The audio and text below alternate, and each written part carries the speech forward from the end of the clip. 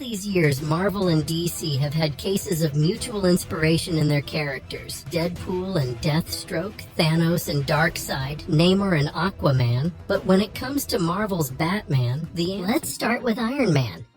Tony Stark in particular has strong similarities with Bruce Wayne. Both are orphans, both are billionaires, and both are the super powerless masterminds of the main team in their comics. But the association is far from the closest. Tony Stark is eccentric and likes to show off a bit. He doesn't preserve his identity like Bruce. He's never been the mysterious, introverted person. Plus, Batman has hand-to-hand fighting skills that Tony will never be able to match, even though they are both tech experts. Despite all the similarities, Iron Man is way too far from being a Batman replica candidate. Black Fox. The Black Fox was a spy during World War II who became a secret costumed hero. Suspicious, to say the least. Originally, he was more cheerful, but when he tragically witnessed his girlfriend's brutal death, he changed. He got a new, darker costume and became more serious, similar to how Batman fans know him. Eventually, he died while trying to stop a Skrull invasion. A couple of decades after his first appearance, their visual similarity is unquestionable, as is their dark tone. Nearly at the end. Let's see Daredevil now. The influence of the writer Frank Miller on the similarity between this two is enormous. He's known for having revitalized Batman and Daredevil with a darker tone, and it's obvious that the similarities came to the fore. Daredevil was originally very different from Batman and was much more in line with the lighter heroes of the Marvel Universe. Today, both are brutal vigilantes with a fierce dedication to protecting their city in the shadows. But as his initial concept was far from having a dark narrative and has no visual and background similarities, it's impossible to say that he's a replica of the Dark Knight. The lawyer is more than just a Batman clone. Now we get to the most interesting part. So far we've been talking about assumptions, but the next character is an inspiration assumed by Marvel. His name is Nighthawk. Kyle Richmond is part of a team completely inspired by the Justice League, the Squadron Supreme. This team is from an alternate reality and has its own Superman, Wonder Woman, Flash, and of course the Dark Knight. And this time, there's no denying it. It's literally impossible to look at these characters